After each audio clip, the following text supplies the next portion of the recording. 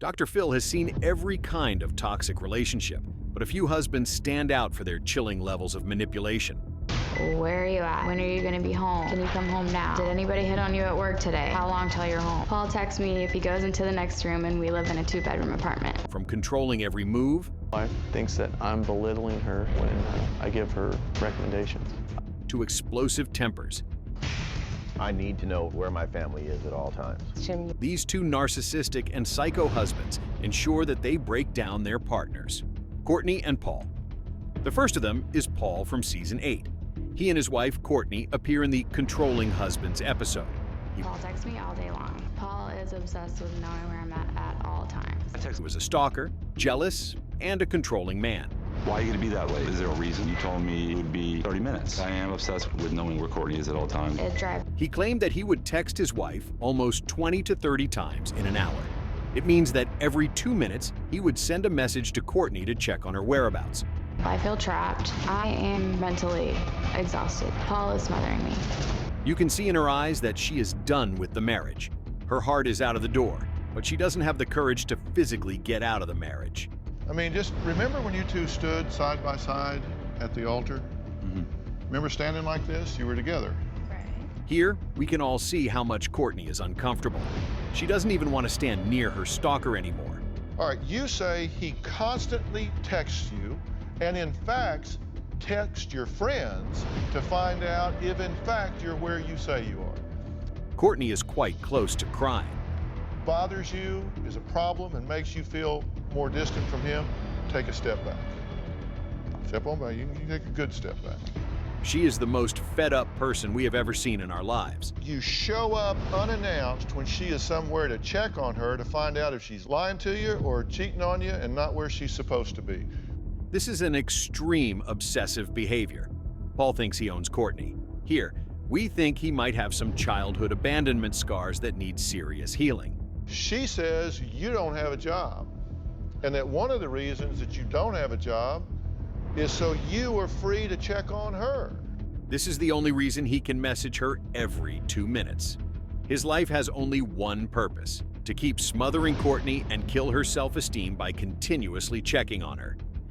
She says that you promise to do better when she's had enough and heads to her mother's to spend the night, and you say, okay, I'll do better, but you never stick to it.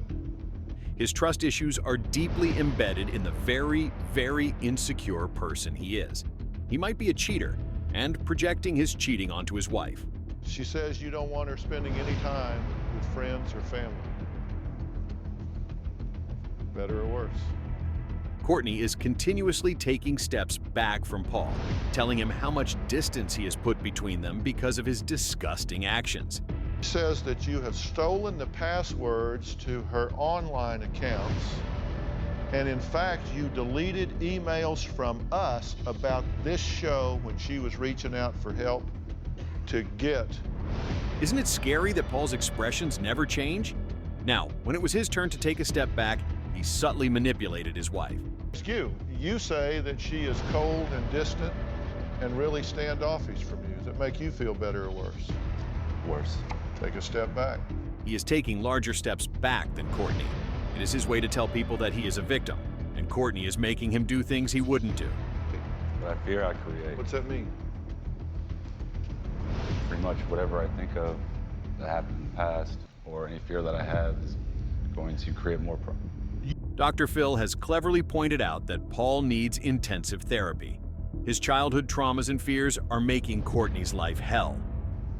So you either want to feed the need to control, or you want to preserve this union. It is so sad that they are a beautiful family. But Paul's obsessive-compulsive behavior has made their house a prison for Courtney and his child. Tell her something that makes her feel good about taking a step towards you.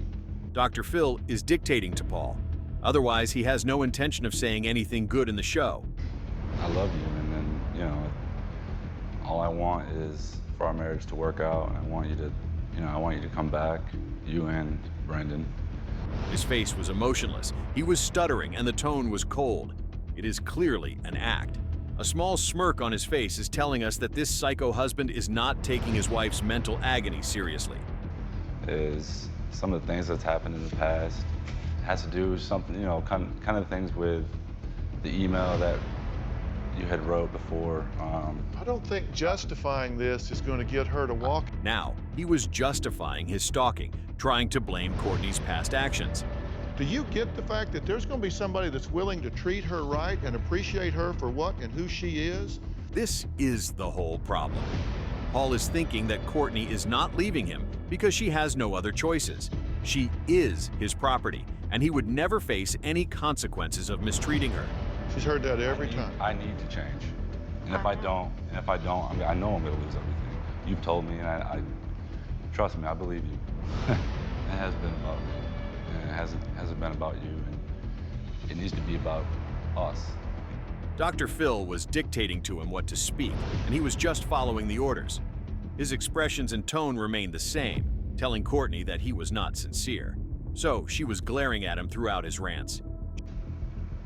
What could he say that would make you have hope again?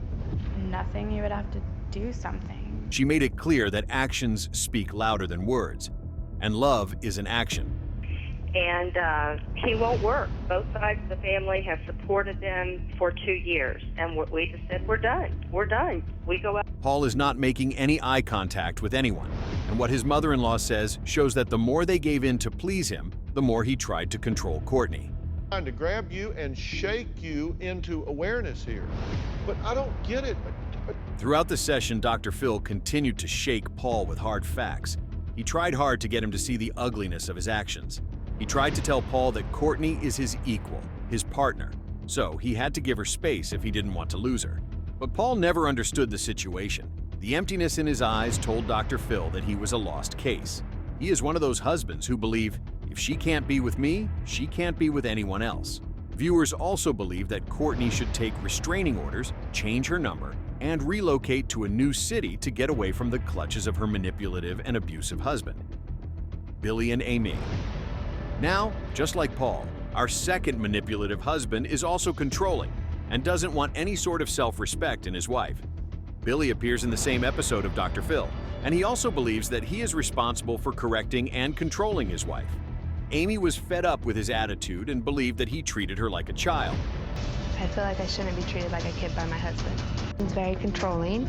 And when we're driving, Billy controls the situation. Probably turn right up here. Like, I can't listen. Everything she does is wrong. She has to walk on eggshells around her narcissistic child husband. She is getting constant criticism from him on trivial things. I've cooked thousands times more than you, cleaned up thousands more messes than you. I think that I can handle it. She definitely can't get comfortable in her own home. It hurts my feelings. I'm trying to do the best thing I know how to do for our family. She is completely beaten down. Get pretty ugly. He calls me stupid, and Billy has punched holes in the wall. It is an obvious red flag, a signal that this relationship would soon escalate to physical abuse. The last thing that happened was he threw a shoe at the wall. It really scared me because I thought the shoe was going to hit me. Billy is proud of his actions because he believes that he is bringing order to his house. Without him, his wife will only bring chaos. Controlling. I want the house run in a certain manner. I think what I asked for is pretty normal. I think we didn't do things in the house my way of doing things. An obvious sign of a narcissistic and manipulative husband. He is playing the role of victim, claiming that he gives complete control to his wife in their sexual life. So her complaining over trivial matters is just a bratty attitude. Be destroyed. There'd be sodas in every room, spilt on the carpet. Dishes would be on the floor. She'll be cooking and she'll just be, stirring miserably and splashing stuff everywhere. Well, Billy is a controlling husband who wants Amy to give in to his every demand. He is doing his best to belittle his wife every chance he gets. And when she complains, he frames himself as innocent and her as dramatic. my wife thinks that I'm belittling her when I give her recommendations. When she fails to comply with his demands, he will throw tantrums like a narcissistic child. He will let his anger control him. Afterwards, he will innocently claim that this is his real self. So, Amy should understand him. He is really a self-absorbed, loathing person. Not taken personally. It starts a whole mess of anger.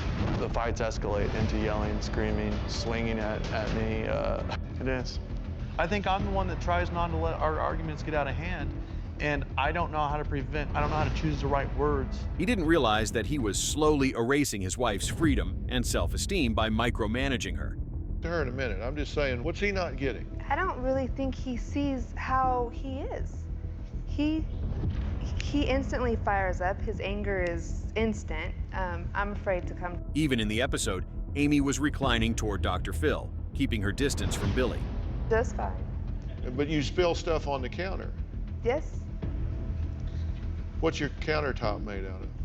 Tile. Isn't that why they put tile on there? So you can spill stuff on it? Yeah. A most common sense answer. Seriously, which is more important to you? Her peace of mind, her safety, her security, her feeling valued, This is the list of things Billy was hurting due to his OCD issues. or getting that counter clean and getting that car operated just exactly the way you want it done? A reality check for the self-absorbed narcissist, manipulative husband. I think I'm going about it wrong. I think I'm choosing the wrong battles. I think a lot of times I'm trying to help. Well, it seems like he just needs an upgrade. Maybe next time when Billy criticizes Amy for anything, she should make it his responsibility to do that chore. Maybe this will knock some sense into him. Your marriage is in the ditch, and we're talking about how she stirs a pot. The topic here is that you've got a parent-child relationship. This is not adult to adult, this is parent-child. You're the dad, you're the kid, right? This whole discussion proves that when you are constantly picking on your spouse, when you are continuously checking on your other half, your relationship is getting ruined. Peace, equality, and love are vanishing from your life. That's the dynamic. My wife thinks I'm controlling. She's stirring, talking to the kids, watching TV, answering her. This is a really golden quote that we believe every wife should tell their controlling and manipulating husband. It's just easier. It is easier to do it myself. It's just easier, but not to do it with resentment, just to do it and recognize, we're in this together. Because if you've got a parent-child relationship, that's how you feel, isn't it? Mm-hmm. Yes. And Just like Paul, Billy's expressions also remained the same. Dr. Phil kept trying to knock some sense into him. Sometimes, viewers felt that maybe this conversation is getting into the head of Billy. It's very possible. you've got do you recognize you do have a parent-child relationship here? I do recognize that, and I want to change that, and I don't know how to go about that. Billy definitely needs marriage counseling and therapy sessions if he wants to have a happy married life with Amy. The audience believes that if he agrees to go for the therapy, Amy should give him a chance. But if he didn't, she should pack her bags and leave, because manipulative and abusive husbands could never change. What are your thoughts about it? Do share with me in the comments section.